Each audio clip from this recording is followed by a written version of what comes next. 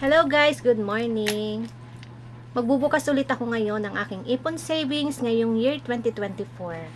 Ito ay actually pangalawang pagbubukas ko na to. At ang tawag ko dito sa aking mga ipon savings ay ipon savings pang backup.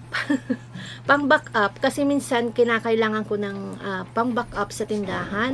Pag nasa-short ako sa budget, dito ako kumukuha sa aking mga ipon savings. Ngayon ay magbubukas tayo ngayon ng aking ipon savings. Pangalawang pagbubukas ko na ngayong year 2024 at magbubukas ulit tayo ngayon. Hindi ko lang share sa inyo yung unang pagbubukas ko, pero ngayon ay magbubukas ako at i-share ko sa inyo. Ito ay ipon savings ko ng 4 months. Yan. So, puno na kasi siya guys at kailangan ko na siyang bilangin. Yan. At dahil puno na siya, yung iba ay nailagay ko na rin sa aking wallet. Yung ibang 20s. Lahat guys ay puro 20s. Yan. Puro 20s. Yung bagong 20s. At punong-puno na siya. Meron na rin ako nailagay sa wallet. Eto guys. Dito ko na nilagay yung iba. So, samahan niyo ako guys magbilang ng aking ipon savings.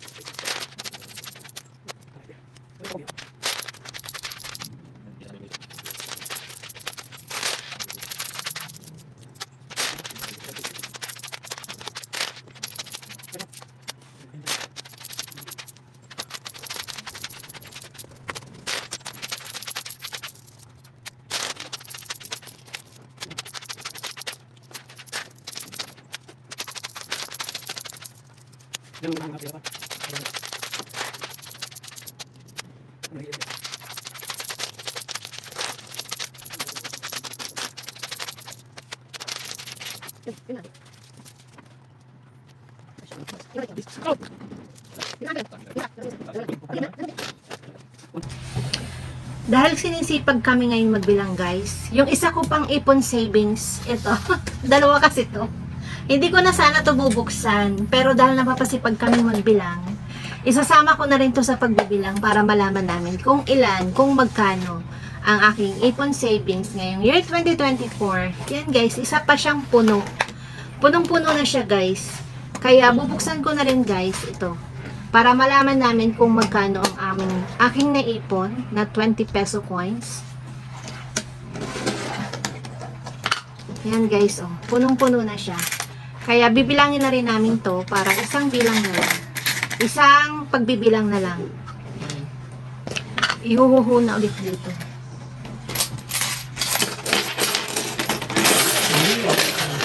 Diba? Sampuan. Ang dami kong ipon. Nakakatuwa guys. Bilang. Kahit coins lang to guys. Laking bagay pag meron kang mga ipon savings.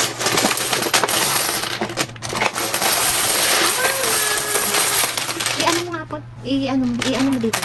Hindi kita Ito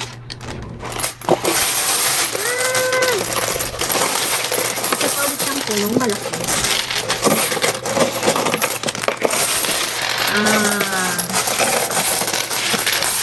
Yan. Pag hindi mo tayo nagpatapos. Lagay mo doon. Ito guys, yung isa kong naipon. Isang jar. At ito yung isang jar. Bibilangin na ulit namin to. Yan. O, diba guys? Ang dami na ulit. Iipunin lang na. Bibilangin lang namin guys. So yan guys, tapos na naming bilangin. Yan. Ang isang ganito, yan, isang ganito ay 200. So ito ay 10. Sa isang hilerang ito ay 10 na 200. So yan ay 2, 4, 6, 8, 10, 1,000. 2, 4, 6, 8, 10, 2,000. So, ang isang hilera nito guys ay 2,000. So, 2,000 po ang isang hilera nito. Yan. So, yan ay 1, 2, 3, 4, 5, 6, 7, 8, 9, 10, 11, 12, 13, 14, 50. 15 guys, 15 na hilera. So, 15 times 200. Pera mo ako ng calcu. So, 15 times 2,000. Yan. Yan guys ang ating total ng ating nabilang. Plus, meron pa pala siyang labis na 400. So, ito ay 30,400. Yan. Yan guys ay 30,400 in just 4 months. Yan. Yan ang aking ipon savings ngayon. 2024.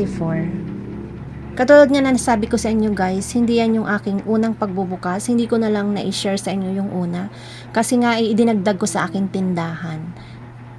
So, ang total ng ating naipon, ang ating ipon savings ay 30,400. Yan. Ang gagawin ko dito guys ay syempre, idadagdag ulit natin sa ating tindahan. Katulad ngayon, dadaan yung aking Marlboro. Medyo kulang ang aking budget sa pambayad. Kaya dito tayo kukuha ng pandagdag. At yung iba, itatabi natin syempre. Dadagdag natin sa ating savings. Yan.